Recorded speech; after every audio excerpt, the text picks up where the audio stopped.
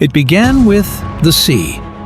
Not the violent sea of storms, but the quiet one that hums when no one is listening. On March 3, 2014, the North Pacific Acoustic Observatory drifted 12 miles off the Oregon coast. Its hydrophones listened to nothing special, just wails and distant currents. Then, a tone appeared, steady, deliberate, and impossibly long. 13 minutes. 3 short bursts. Then, silence. Technicians logged it, archived it, and forgot it. Until Dr. Celia Harrow replayed the file. Inside that hum, she heard something unnatural. A rhythm too precise for geology, too human for whale song. She compared the waveform to old case studies and froze. The pattern matched a call once recorded in a small Midwestern town, Maple Street. The ocean was speaking in a dead man's frequency. Dr. Harrow contacted Dr. Hao Nguyen, a colleague known for mapping glacier echoes. Together they isolated the signal.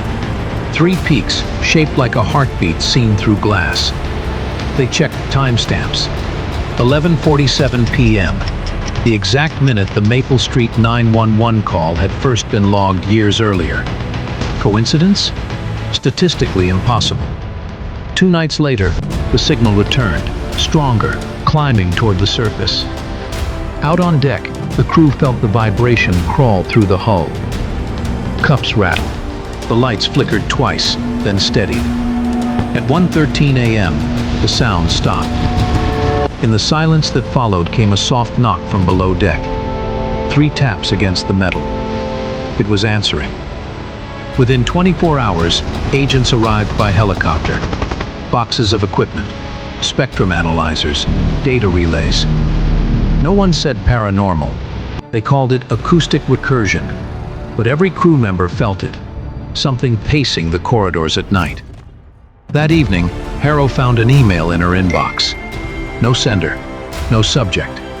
Only 2 words. It followed. Morning brought fog thick as wool.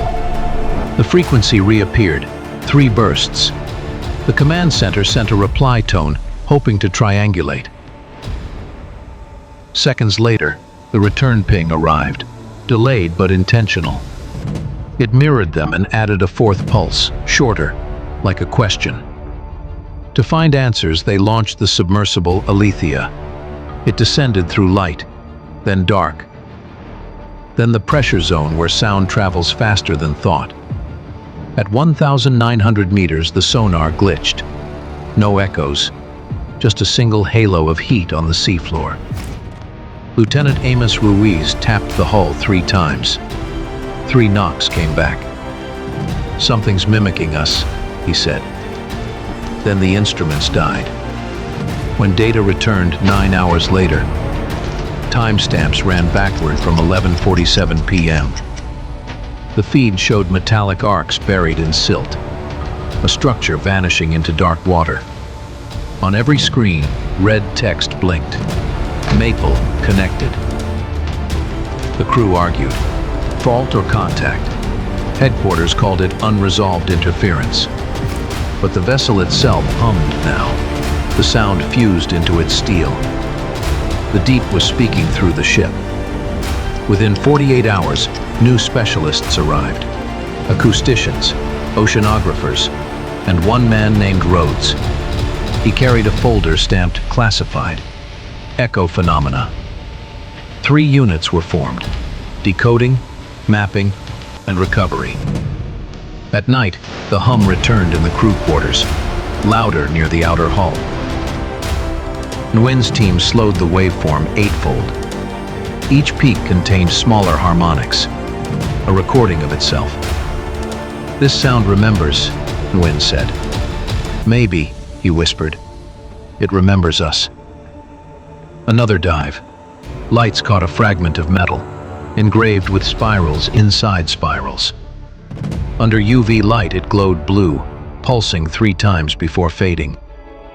The grooves matched the waveform perfectly. A map of sound, built by the sound itself. Tests showed the alloy older than civilization, but machined like modern steel.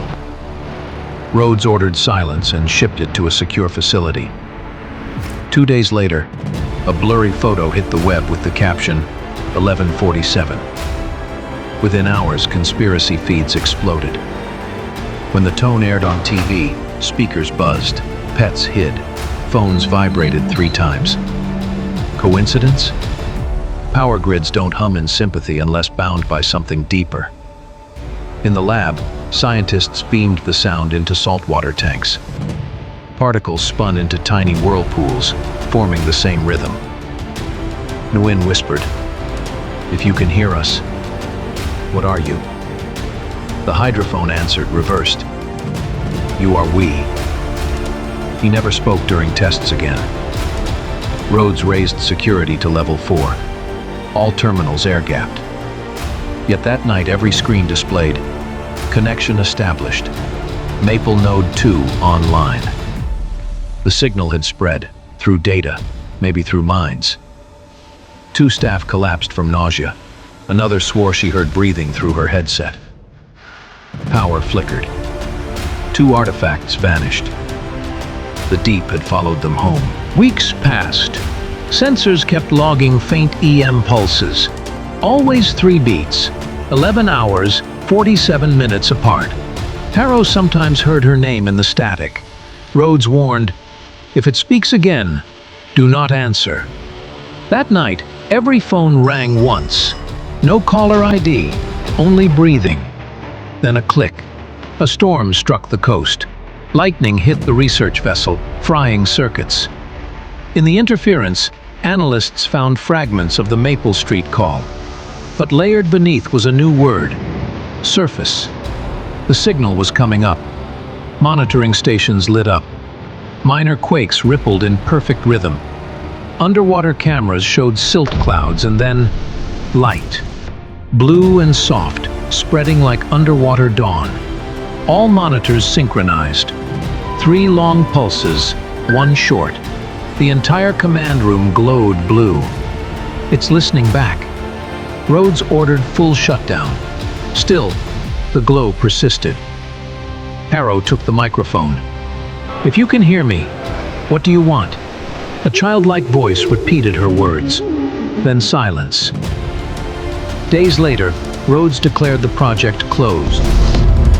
Harrow couldn't leave it alone. She returned one night with a recorder, pressed record. At 11:47 p.m., the LED blinked 3 times. A whisper through the static. "Don't let it out." She walked into the rain, never seen again. Weeks later, a salvage crew found the recorder. The last minutes contained rhythmic knocks. 3 short, 1 long. Converted to binary, the message read, "Node 3 active." Whatever began on Maple Street and echoed through the deep was still expanding. The world will dismiss it as folklore. Scientists will argue geology and math. But somewhere under the Pacific, a hum continues, unmatched to any current, any machine, any known life. If you stand by the coast on a quiet night and the ground vibrates under your feet, do not answer. Next time, we follow the trail inland to a mountain observatory where Node 3 was first detected. They thought they were recording auroras. They were wrong. Until then, keep an ear on the line.